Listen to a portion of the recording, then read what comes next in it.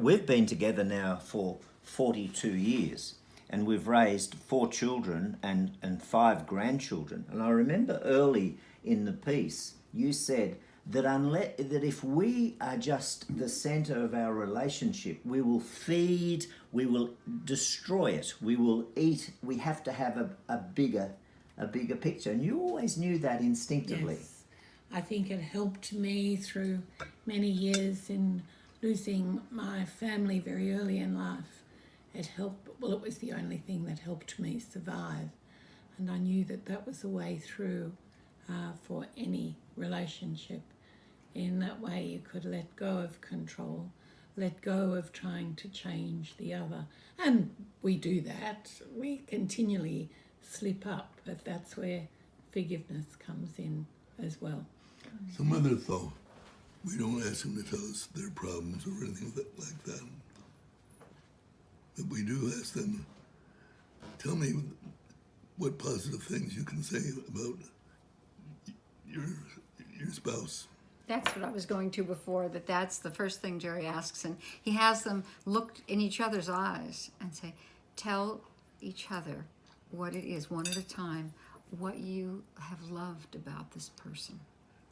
And of course, they don't want to do that. They have a big, long line. Tear each other apart. But we sit there until they do. And so they're usually silenced. They can't think of anything positive. It's really funny. Yeah. They're so angry. And we just sit in silence. But we just sit and wait. And finally, someone says something, and the other says something, and they're off to the races. And then in a positive way. Another thing that in our morning prayers, part of that prayer is a commitment not to use words as weapons. We took a vow 40 years ago never to use words. Think as about weapons. how important that might be. And we never have. Rather than attacking each other, do not use words as weapons. And that's an amazing way to start. I think the reason that we did that is that we both have the ability to use words to slay people, Yes. and their vulnerabilities to slay each other. And so when we literally made a vow, it was good. Let's do that. Let's never ever use words to hurt each other, and we actually never have. And so sometimes it takes those kinds of commitments. Yeah. When I first knew Jerry, about a year or two into our relationship, from when we met and we started to get closer and closer, Jerry said to me one day, he said, "But if you really knew me, you couldn't love me." And I didn't. I felt so guilty about so many things in my life at that time. And so I thought at the moment, no matter what I say, it's not going to really make any difference. So I just said to Jerry, "We'll see." And then I didn't mention it again.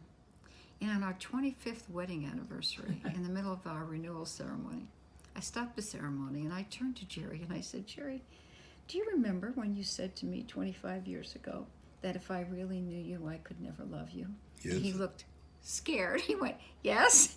And I said, "I just want to tell you, Jerry, that you were wrong." And he burst out crying. We both started crying.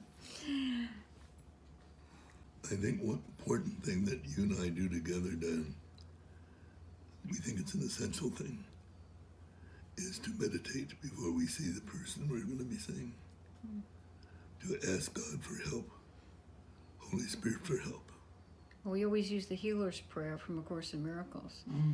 Maybe we can say that here, Jerry, and share it. We use it before any encounter with anyone. We are here only to be truly helpful. We are here to represent you who sent us.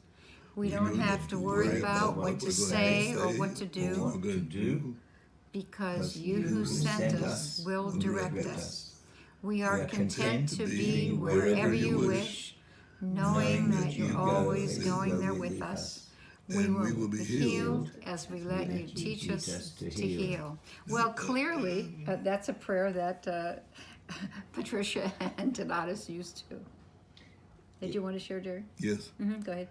That it's so important to get out of the way and go to Holy Spirit to help you.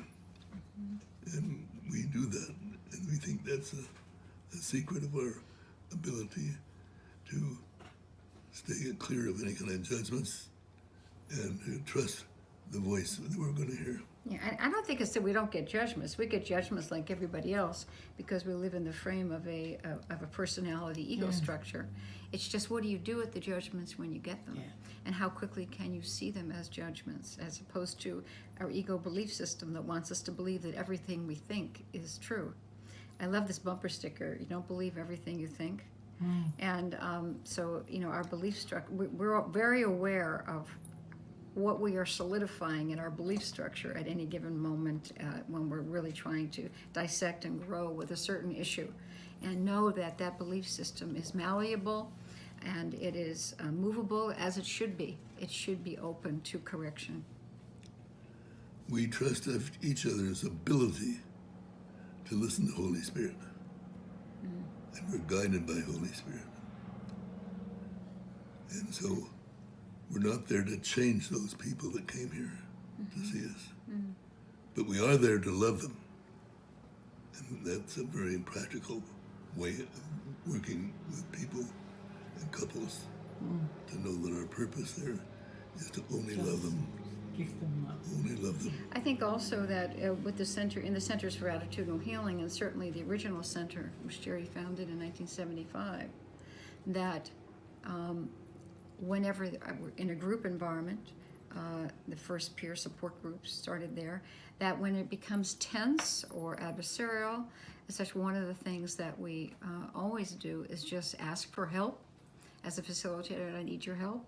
And ask if everyone be willing to become quiet at the moment, and to think in terms of, what principle might help them. And it's amazing with 5 minutes of quiet how everything changes, the whole energy changes. There's also a principle of attitudinal healing that's so helpful there, and that is, I can see another person is either loving or that they're fearful, giving a call of help for love. And under that comes anger, rage, violence, all the things, all the ways we act out in our pain and our fear. We look at just two emotions, love and fear, and everything else. Everything comes under fear. So that principle helps us. I can think of an example. Many years ago, we were lecturing in Seattle, Washington, at the Opera House. And I peeked through the hole there and saw, 3,000, 4,000 people. And all of a sudden, I told Diane, I know this is difficult, but I need to go to the bathroom. Really? So I left. And then when I got out of the bathroom, I couldn't find the stage. And Diane was sitting there. Behind the curtain. This was the early days. And what were you thinking, Diane? Well, they started to announce us because he can't see that. And I'm thinking to myself, I know that nobody came here to see me. And Jerry, if you don't make it here by the time they open that curtain, I'm never going to forgive you. And just as he finished saying the end of the introduction, Jerry comes tearing across the stage. We held our breaths and we went out on the stage. And of course, the lecture was about forgiveness, as the kid happened. So of course we told everybody what happened. It was a riot. I think authenticity is an important word to use. That people frequently say, you guys really walk your talk. And that's true because we're not there to hide anything or pretend we're something else that we are. So we talk about our struggles also, make them clear, and know that everyone has challenges. Yeah.